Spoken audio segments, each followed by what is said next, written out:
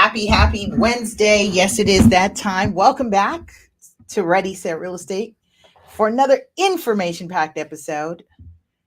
I am thrilled to share with you that there's some exciting things going on in this market. Woohoo! It's hot for different reasons. More like for reasons of increased rates and how that is impacting our market. It's interesting that there's a real thing happening. If you're active in this business, if you've been an active seller, if you're an active seller meaning you're still trying to sell your property, I feel for you. I I've been speaking with different colleagues about what we're witnessing here. Like, it's really interesting, really interesting to see what we're witnessing. And I've been sharing with different colleagues what their strategies are, coaching your clients, because a lot of seller property owners will become disgruntled because of these market shifts and these market adjustments, these pricing adjustments. I read a great share by a colleague, and it was interesting that it was saying that those who are priced over who priced their properties and were over eager to take advantage of the high prices, those are the folks that are really being impacted. So very important for you to look at the data, look at the numbers. All right, before I jump into that, listen, it's 2022. We are getting towards the end of the second quarter, right? January, February, March, April, May, June, second quarter. Write down your real estate goals. Write down your real estate goals. Why? Because that's how you manifest things. You are a co-creator.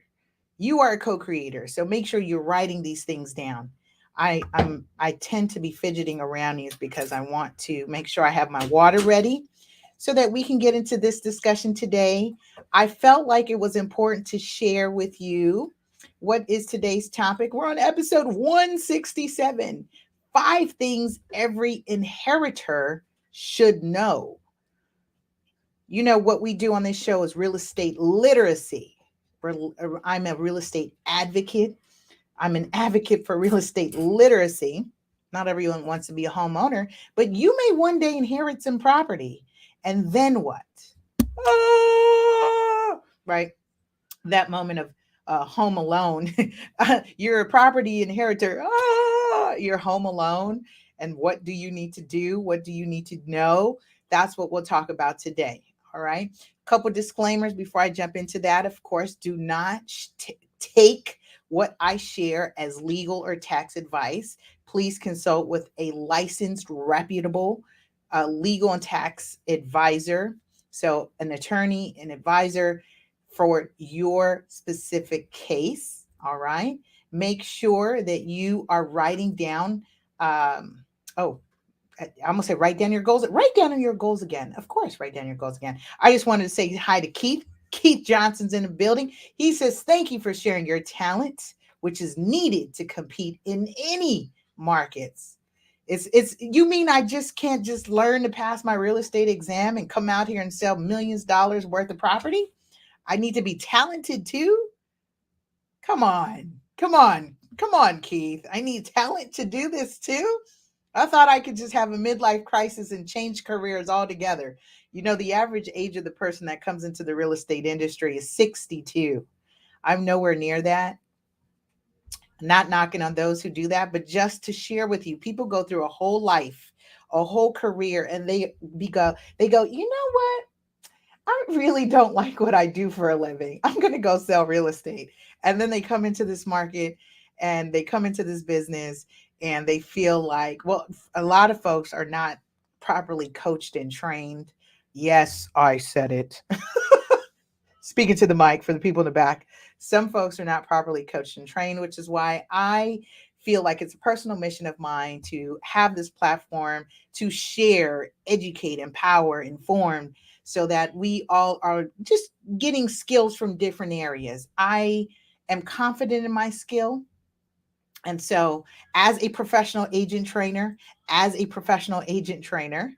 I invite people to connect with me, learn, let's create a more safer place to do real estate, because listen, y'all are wild out here.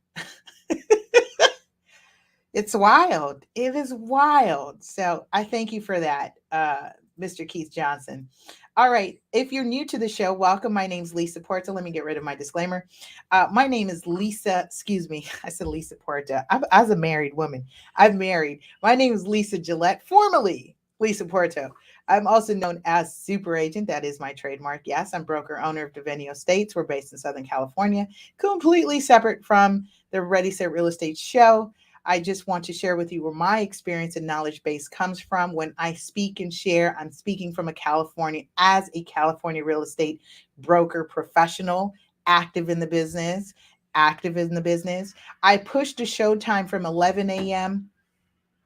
Number one, my husband and I watched a great movie last night. So we were spending our, QT, right? Quality time last night. And so kind of slept in a little, but I also was hoping to attend a webinar at 11 and it just didn't happen. It was on reverse mortgages.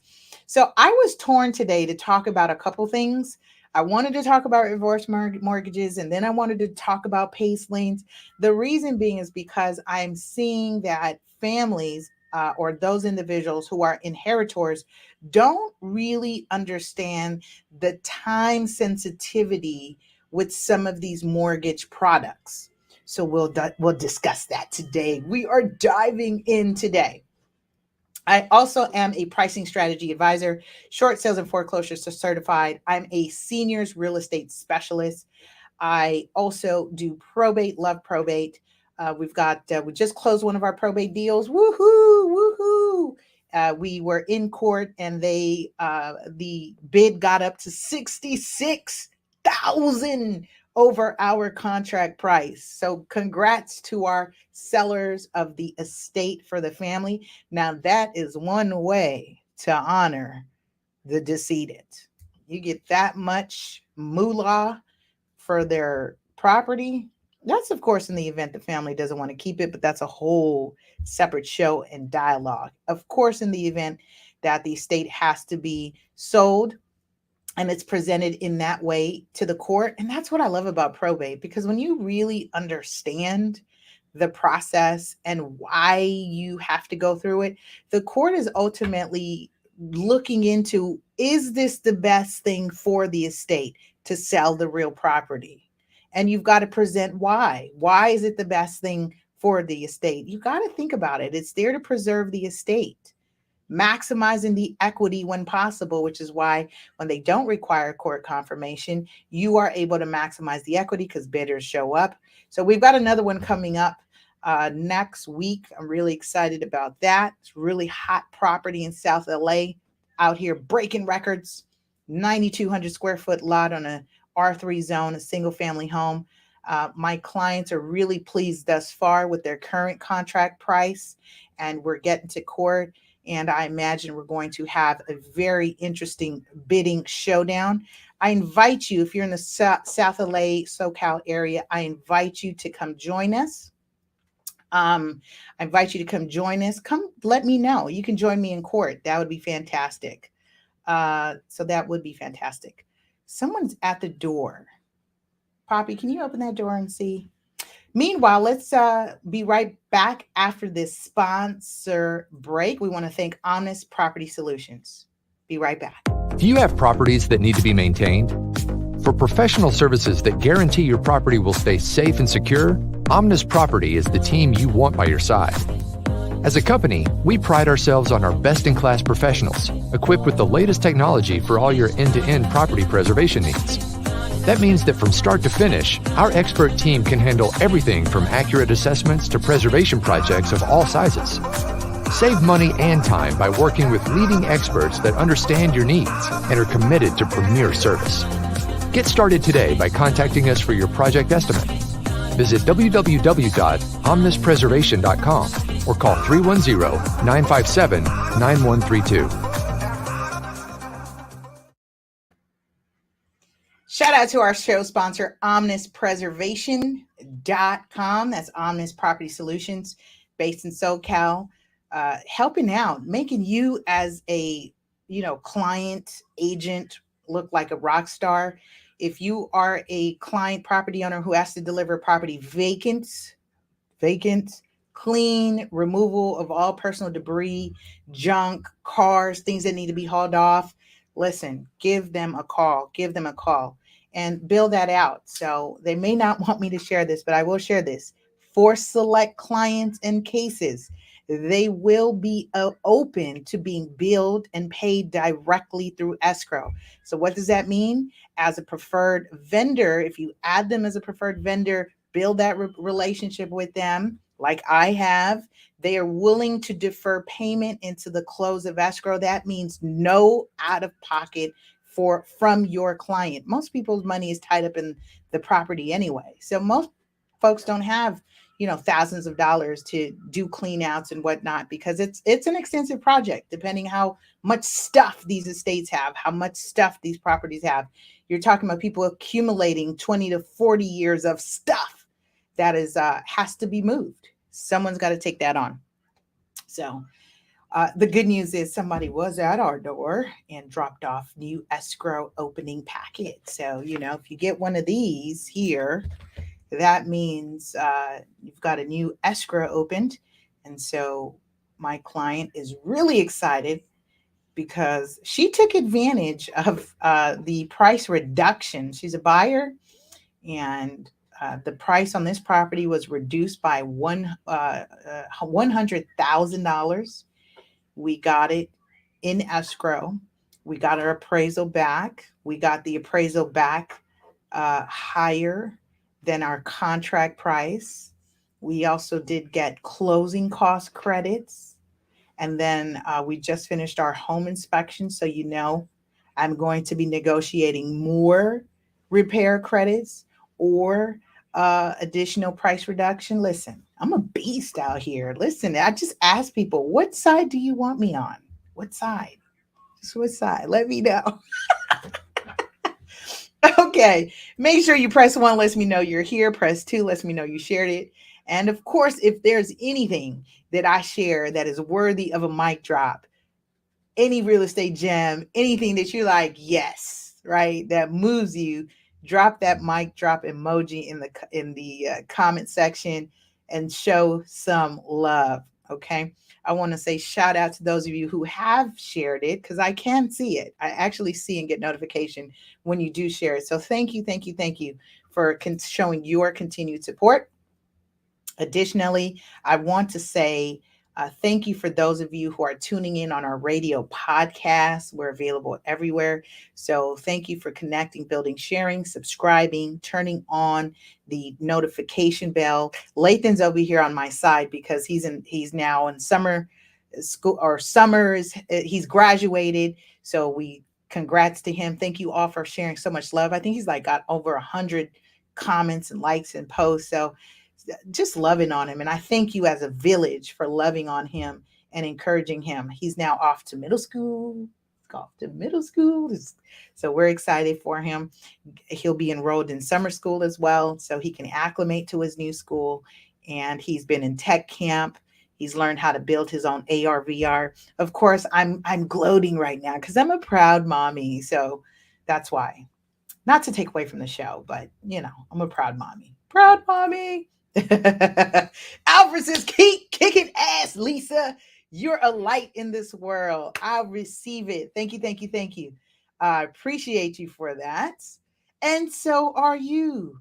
You are doing a phenomenal job with your chapter. And I continue to clap you up and lift you up in that continued support, because that what we have to do. That we've got to continue to support one another, right? All right, so today we're just going to do a discussion style. Why? Because there was so much going on, but I will use the chat box is what I'll do so that we can continue to just follow along and take notes. So I'm going to open my chat box here, and I'm going to talk about the 5 things every inheritor should know. If you know someone who says, you know what, I don't want to own property, that's fine. That is fine, to your own choice. However, if you have a family member, You've got a grandparent, a granduncle. You might even be a caregiver or a caretaker. You might be someone's best friend that they decide they will you a property or they list you as a successor of a property. You should know something. And that's the topic of today's show. The first thing you want to know, especially, first thing is vesting. This has to do with the ownership of the title. Okay. So they decide that, they're going through life and you either are being listed or considered, you're being added to, there's an open discussion about it. Then one of the things that you want to understand is how the property was entitled and then how you get it entitled. Okay. So, oh, vesting. Go ahead and drop that in the chat box for me. Vesting. I'm huge on real estate vocabulary words. Terms are very important. Terms are very important. So we've got to learn the vesting. That is the ownership of the title. Of the property. How you take title. Vesting. There are many ways you can take vesting, right? So there are a couple examples. That example would be as a sole owner, sole and separate. If you are married, sole and separate. It's interesting. I have clients that are always baffled when they either acquire property and then they get married and then they want to refinance or purchase more property. And then the escrow or the title company says, well, we need your spouse to sign a quit claim. We need your spouse or domestic partner to sign a quit claim deed. And they're like, why? They're not buying it. They had nothing to do with it. Why do they need to sign? Well, because there is such a thing as having community interests, right? So legal interests in that property. And here's what's interesting. If you don't do this, and I'm giving you just an added tip with this, if you do this, quit claim deeds outside of a insured transaction that involves an escrow, that involves a title company, if you do quit claims, pay attention. If you file quit claims outside of an insured transaction, it can be questioned when you then decide to transfer the property by way of a sale. The title company will then say, hey, we noticed this person signed a quit claim deed. We need to protect our interests to make sure that the person who did it was of sound mind, that they knew, they were aware, and they agreed to sign off their interest to a property. Because the common question is who would do that? Who would sign off to a property, right? Who would sign off? So that is why. So let's be mindful. And I learned this recently just for clarification purposes, which was wonderful. I recently did clarify with my title rep. It's okay to have a quit claim from you as an individual into your trust, revocable, irrevocable trust. You cannot get insurance on that because it's you to yourself, essentially. So you're good there. You're good. Just make sure you have your trust documents in order. Make sure your trust is notarized. Oftentimes, people complete the trust and somehow forget that very important part of notarizing the trust. Get it notarized. Okay. So, number two, the next thing every inheritor should know are liens on the property. Are there any active liens? Number two of our five things every inheritor should know. Are there any liens on the property? There are two liens. Well, there are three. So we'll discuss the forward mortgage liens. Those are your standard regular mortgages that you should be aware of. Find out, get connected with a professional, real estate professional. We are able to pull a chain of title and look at any of recorded liens on the property.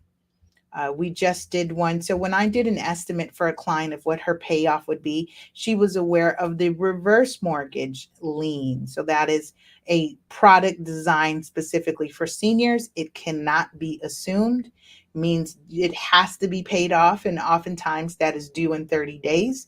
You get two extensions of 90 days 90 days, and depending on the lender, they may give you up to 6 months. But you've got to be actively communicating with the lender for them to be open to these extensions. They will allow a financial hardship extension.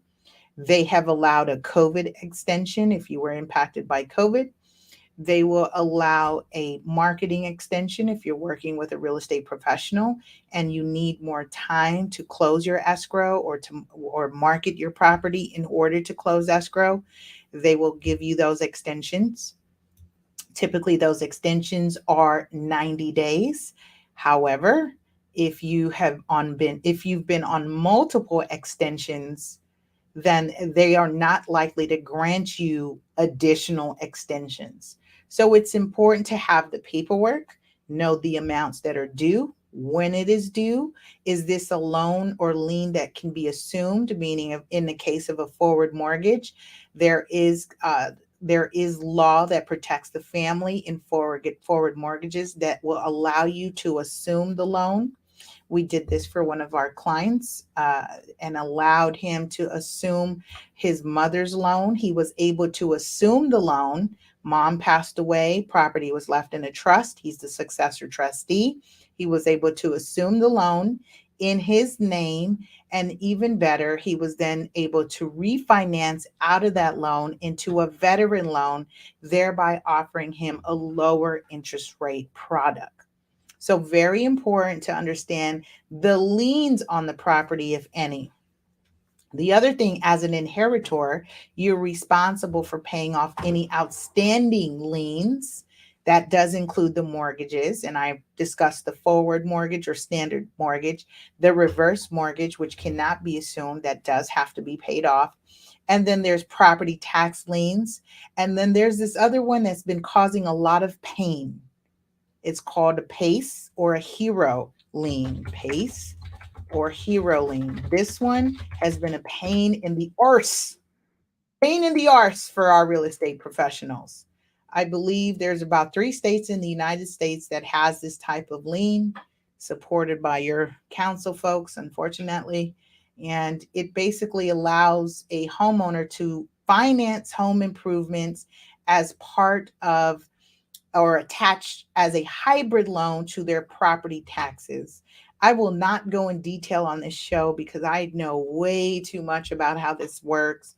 It's, in fact, someone walked into my office earlier this week for a consultation, and she ended up getting 2 of these liens on her house. She was unaware that the work was going to be financed this way, and a job that's supposed to cost 50,000 will now, over a 30-year period, I didn't even know they did 30-year loans, will now be $109,000 when it's all said and done. So pain in the arse is an understatement.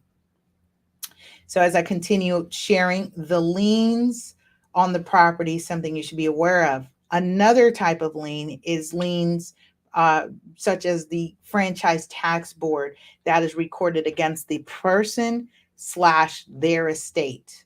That gets recorded against them and attached to the property. Important to know. So how do you know this? How do you find out, right? Because you're shuffling through a bunch of papers, or you don't know, you're kind of coming at the tail end of the situation. And so you may not know all this information. So it's important to rely on the professionals to, give them as much current information, statements or bills that you're getting, so that we can cross-reference them against what is recorded against the chain of title. Very important. Number 3, right? So the third thing that we should also know, because I've covered links. So the first thing to understand is the vesting or the ownership, how the property was held, and then how the property was transferred to you, and how you yourself as an inheritor will accept or receive title. The second thing, as we're talking about 5 things every inheritor should know. The second thing is property liens. And now the third thing, right, as this relates to your real estate, is property condition. Property condition. Very important to understand the property condition. Why? Is the property habitable?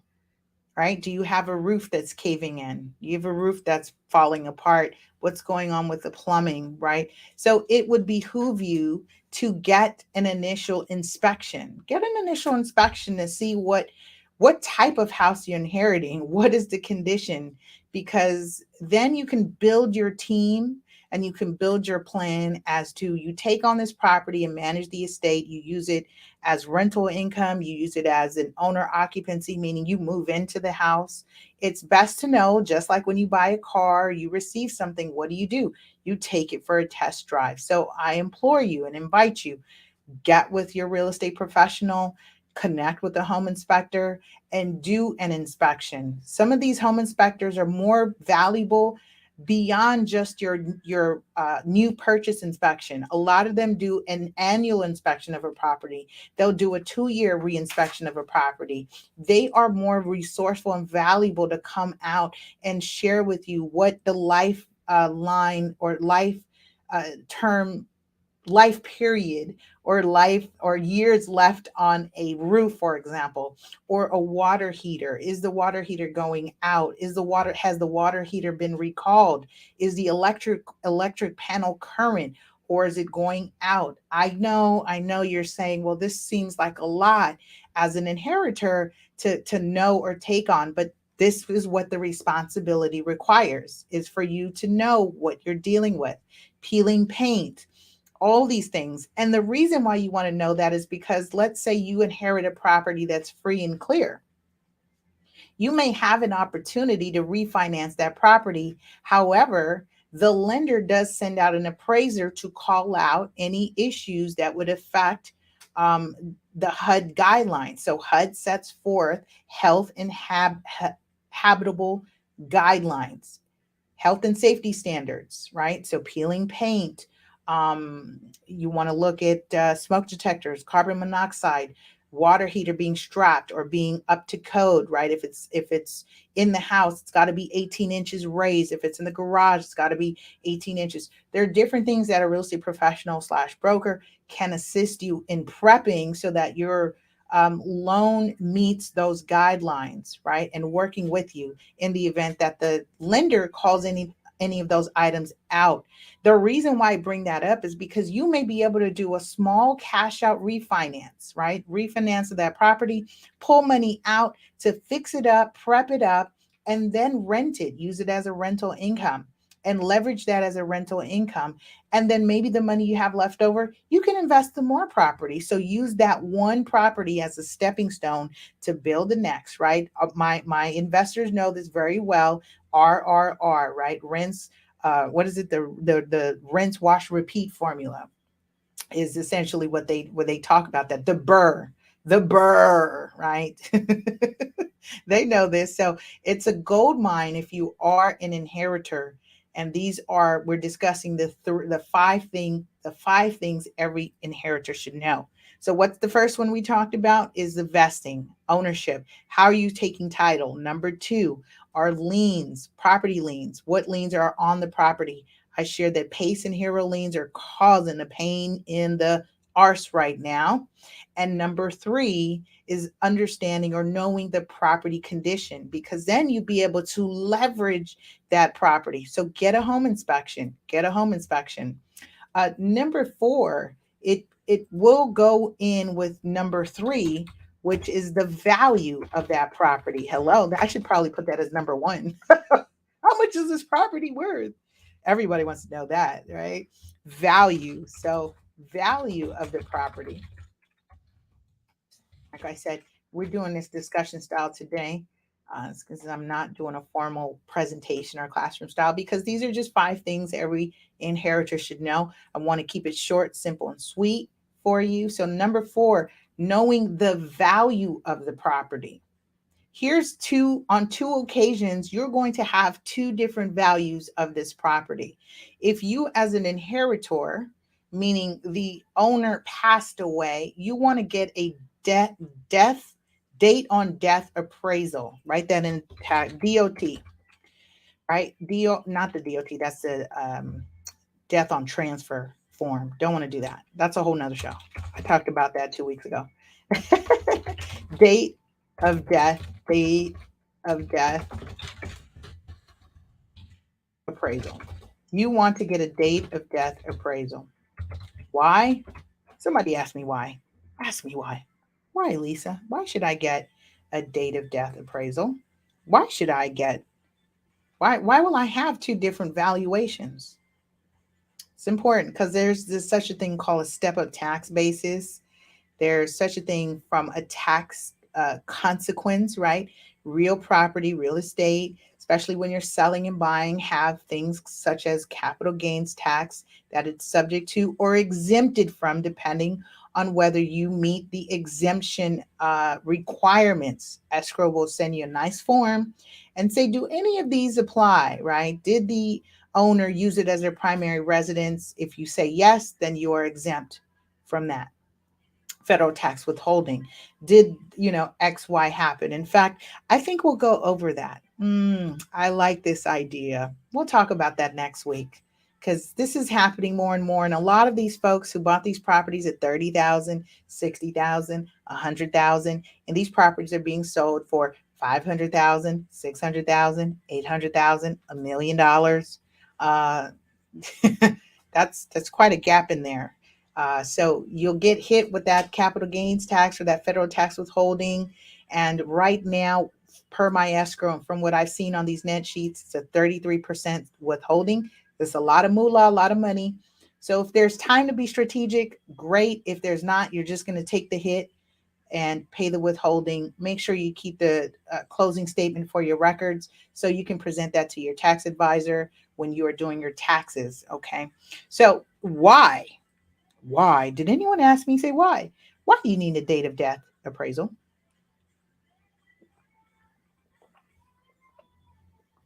See, if you're involved and you answer these questions, guess what? You get your very own Ready Set Real Estate mug.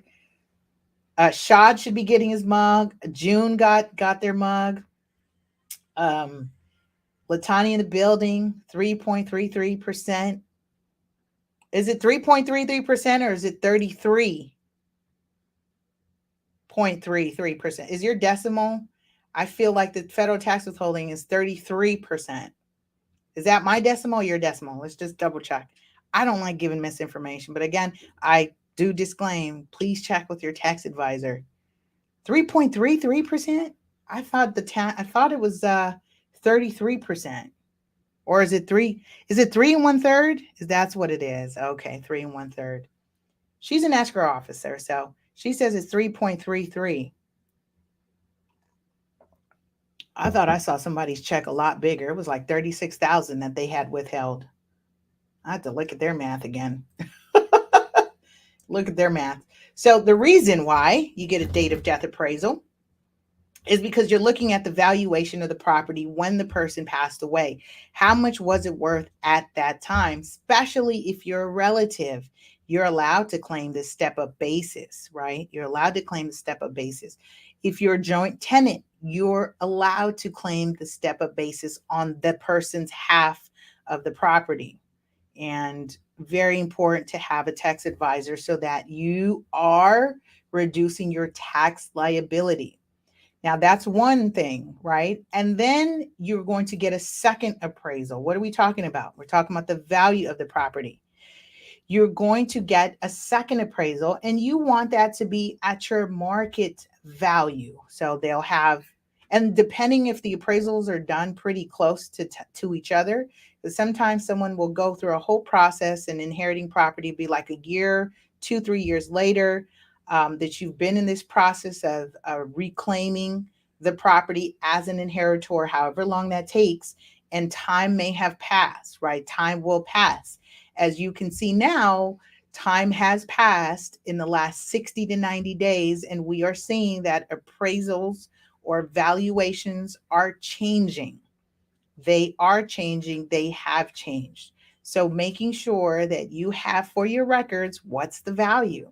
When I consulted with a family, and they were deciding to work with another broker. They decided that they were just they were unhappy with how the property was priced aggressively, and then having to readjust the price. What I recommend in that case, if you're not agreeing with your real estate broker or professional, pay for an independent appraisal, so that way you don't feel like you're shooting in the dark on value. That way you feel like you can maximize what you get. Now you may ask me, you may say to me, well, uh, does the buyer need to know? No, not if you don't want to tell them, because we are now have decided as an industry that appraisals are opinions of value and they're not reports. What that means is a buyer is not required, excuse me, a seller is not required to in the event that you're selling your property, the buyer does an appraisal. You may say, hey, I want to copy the appraisal. The buyer's no longer required, and this is per the contract now. It's very clear. They've gotten more clear about this over this debate over appraisals. They've become more clear that the buyer is no longer required to give the seller the copy of appraisal unless they're asking for items to be fixed, if in the event that items have been called out, and they call those lender required repairs. Then you can give them a copy. But even so, that's even a separate page that doesn't even have the valuation listed. So you can extract that out of the opinion of value appraisal report. Why? Again, it's not considered a report. It's considered an opinion of value, meaning if I hire multiple appraisals, if I get hire 2 to 3 different appraisers, I am likely going to get 2 to 3 different opinion of value. They will be different. So that's why. So at the same token, if you're a property owner and you get an appraisal, that doesn't necessarily mean that value is going to be the same value the buyer receives when they order their appraisal. But it helps you give you a ballpark by a third party who is certified, licensed, and trained to give their expert opinion of value. What we do as real estate professionals, depending on our training, I've been trained by appraisers. I've been trained and have designations as a pricing strategy advisor. So that means that I've been trained and taught how to create value for property. And so when I issue comps and I issue my pricing recommendation, that's my opinion of value, and it could easily differ from what the seller thinks. So what I oftentimes say, if it's a big issue to moving forward, or you're just completely not in agreement, go hire an independent appraiser. It can take, you can get one turnaround in 3 days. Hire an independent appraiser, so you're not guessing and you're not playing yourself against this timeline right now, as we're seeing rates continue to increase. Okay. So that's my thing. All right. That's number 5 on 5 things every inheritor should know. And the fifth one, drum roll, fifth one that you should know is an exit plan. What is the exit plan? Exit plan for the property. What is the exit plan? What's that? What do you mean, Lisa? I just got this house. What do you mean? What is the exit plan? The exit plan, like anything else in life, when it comes to an end, that means either your life cycle or the next cycle. What is the plan for the property? Is this a primary residence? Is this meant to be passed on generationally? That means you should be discussing estate planning. Is this property meant to be an income property or investment? The next plan is, am I going to manage the property as an inheritor, or am I going to hire a PM or a property management company? Am I going to hire a property management company? So you want to continue to ask yourself these questions. What is the exit plan? Investment property, owner occ, generational, are we keeping it? What's very interesting right now is I'm noticing a lot of the properties that are being inherited right now, because of the new changes with the the current laws and tax laws, that those who are not going to live in it do have to pay, right? Pay the higher tax bracket on those properties. And it's designed that way to force putting more properties back on the market so that it's available to new owners. This is kind of what the whole plan was. It's designed, it's not necessarily for it to be passed on generationally, but the law now stipulates, well, if the family's going to occupy, then in order to be exempt and all this other stuff, then they've got to live in it. So a lot of the inheritors are like, I'm not going to live there, right? I have my own property, or I live out of area. I'm not going to go back there and live in it. So that's why I've noticed almost one of every three listings that do hit the market as of recent are probate and trust sales. So we're noticing the families inheriting and they're selling the property. Why? Because you've got to learn, what is the plan? What's the big picture, long-term gain? What is the exit for the property? What is the plan? Okay. So I trust that you have found this very helpful. Make sure you tag, comment, send us an email for any topic suggestions. I welcome that. I get a lot, by the way. You guys are great in that you definitely do send me messages and you're like, hey, what about this? What do you think about this? And, by sharing that with me, it's really helpful for me to kind of gauge the news, although I get alerted and inundated all the time with news, all the time, because there's so much happening. So you're welcome to send me any topic suggestions, any new potential guests for our show. So far, what I've been doing strategically, and I've been doing it on purpose, is catching us all up since the last 2 years of the pandemic, what the real estate market has been doing. And then we are going to be having our schedule of guests. I've got a good friend and partner out in Atlanta who is a producer, who's got a new film coming out, and we are going to bring him on the show as it talks about generational wealth, legacy building, property ownership, and just the importance of having that discussion, offering solutions, and moving on from there. So I'm really excited about that. We'll bring on some of our colleagues and advisors who are in different chapters and committees and talk about what they're doing in their respective organizations to move the bar forward. Because I share with you from looking at the data in terms of home ownership for certain communities, it is not all that great, and that's unfortunate. So education and information is that much more key and paramount, and for us to come together and offer solutions. All right. With that, I say have a powerful and productive week. We'll see you next week on another information packed episode of Ready, Set, Real Estate. Thanks.